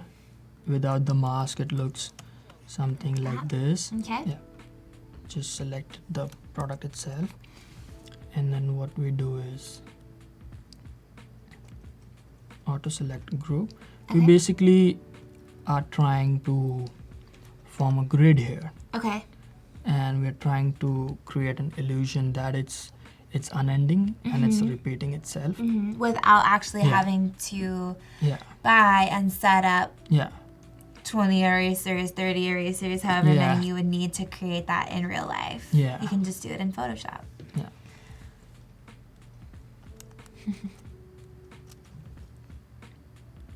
Oh yeah, gummy pizzas too. Yeah. I mean, I have pizzas in the image of pizzas uploaded in my project. Oh yeah? Yeah. I mean, there were all sorts of erasers and I was totally surprised by how detailed Yeah, they're very those products detailed. are. I mean, it's A lot of unreal. pride in these erasers. Right.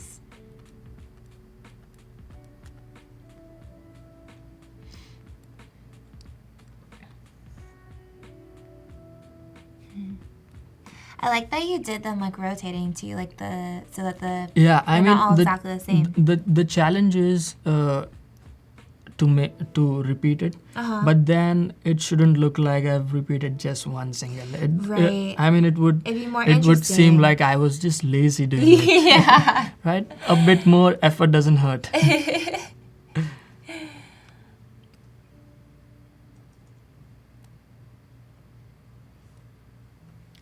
Just line these up. So you do that by eye too. You don't set up like a grid line or anything. When I was doing the final image, I did set up a grid. Okay. I did set up a line, but just to show you guys how I achieved this look. Yeah, loosely. Yeah. So we have a line of objects here with all the individual groups. We just group this, and then we just duplicate it a lot of times. And then you can space them out. Yeah.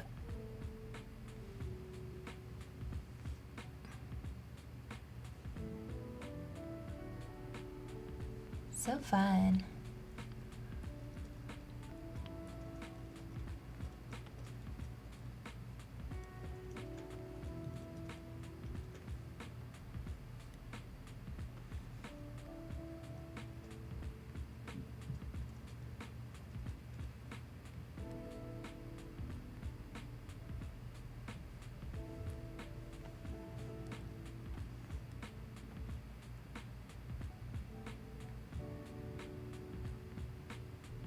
You need to be really precise about placing them. Mm-hmm. Right now it's more of a generalized Sure. placement, And then you but go through yeah. and refine them. Yeah.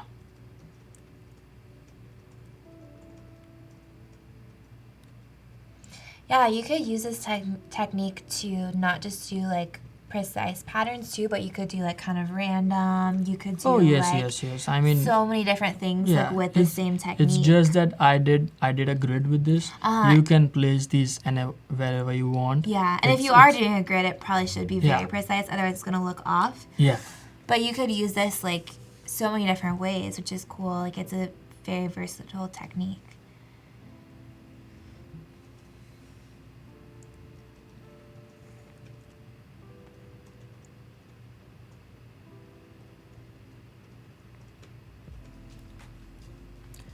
And something like that, and then we kind of This would be give, such a great like screensaver or like backgrounds on something. and then we kind of have various adjustments Okay. like hue saturation, like specific colors. If the yellows are too yellow, like it's Tone it really down to a mess little up bit. with yellow. I mean, I think it should look smoothing and not hurt your eyes too much. Yeah, too intense. Yeah. Yeah, the Keys Design is asking if this was completely designed in Photoshop. So you did all of this. This was all done in Photoshop. Oh yes. But did you sketch this out before like you do with other No, images? the challenge in this was the shooting angle. The shooting angle was important, and Yeah. it needs to. I mean, we are just clicking a single image of one it has particular to be product. exactly the same It- angle for all of them, though. Same angle for all of them, and then the angle needs to be like a believable one that it would repeat. If it was a slightly lower angle, I mean, we would mess this up. Yeah. It won't look as illustrative as it's looking right now. Yeah. So I think the shooting angle was a big call of where you want the camera to be. Some overall global adjustments. Okay.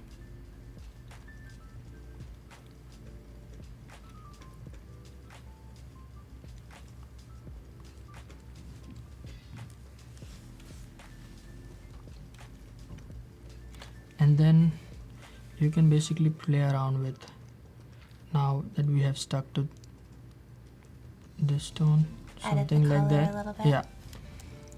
So basically what we can do is we can choose any color here. Ooh, the purple is fun. But again, the same thing. I shot the heels on green, so I shot these on blue. Because you were So intending on having I a was blue intending background. to have blue background. And Yeah, blue you can background. see that in the white yeah. cup, that blue. Exactly. That's my point. So basically, if you're not sure of the color you would be using, so try to be safe and try to choose a neutral gray. background, like a neutral gray.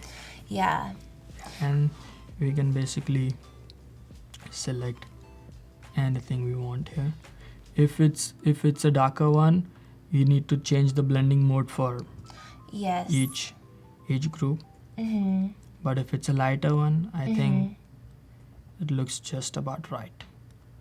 Oh, yeah. So Keys is asking, I think you, now I understand. Okay, I think they were asking before if you also designed the objects in Photoshop. No, But no, these no. are erasers that you shot So and then you brought them in. Yeah, these are like food erasers. Yeah, isn't that crazy? And you guys can look these up on Amazon. So I actually was strolling down a Japanese supermarket named Daiso, which is in San Francisco. It's basically a Japanese dollar store.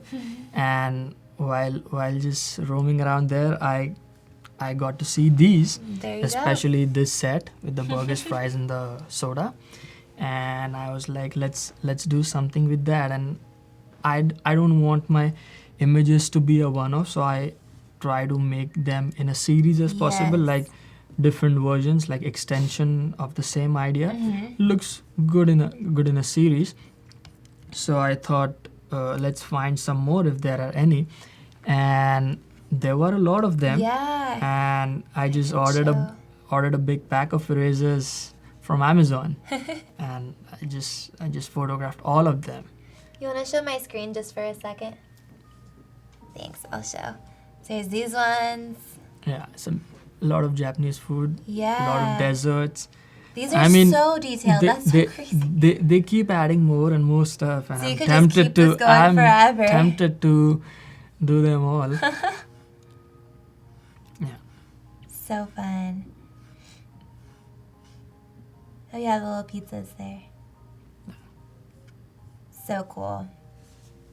Okay.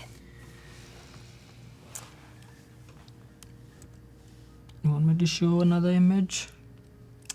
We have about 3 minutes. 3 minutes? Yeah. I think people kind of get the gist of the process Okay. I have here. So I think we save this, and if you guys have any more questions, I would Yes, love to answer we have those. Time Some- for one or two more quick Some last questions. Pizza. Yeah, Lisa's pizza. I think that's so fun that you were able to make it such a big series. Yeah, I think thanks to the product and thanks to the company who produces so many different erasers in such incredible detail. I mean, this subject was kind of helpful in that case that I was able to create multiple images out of it, and my theme for this particular series was so simple that I could have multiple versions. Yes. Doesn't take anything but a flat surface with colored paper and just the product, and then you kind of make it happen in post-production in Photoshop. Yeah. Yeah. So nothing fancy about it, all just simple things. One product shot, one lighting shot, and an appropriate background. If you're having trouble with it, just go for neutral. That's probably That's it. very smart. Do you have any last tips for someone who wants to build their portfolio as you're doing right now? Like anything that you would suggest? I think figuring out a style takes a while. I think try and figure out your style. Try adding maybe design elements, or like people like to apply, like in the still life imagery, people like to do the old painting feel, like an oil painting kind of feel. So just discover some things about yourself, what you like, and the more personal it is, the more better for you. I think then you won't be limited in your options, and then after you find a style, try to apply that style to all the possible things you can find. And it's same in fashion, and same goes in still life. I think the more personal touches you give to your personal projects, the more better. Yeah, they're gonna stand out, and they're gonna be you, and you can tell if somebody like put themselves into an image, and if they're doing what they love. Yeah.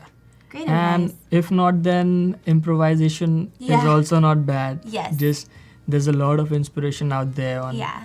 like Behance and Instagram. Just try to recreate some of the stuff, and if you work a lot, then something will definitely show up in your image, which is personal, and then just do more of it, and then it becomes your style. Yes. Then just keep on extending and exploring it. Yes. Well, thank you so much for being here. So many great Thank tips. you. Make sure you guys stay tuned for our XD Daily Creative Challenge and XD Stream right after this. Thank you for joining. Thank you, guys. Bye.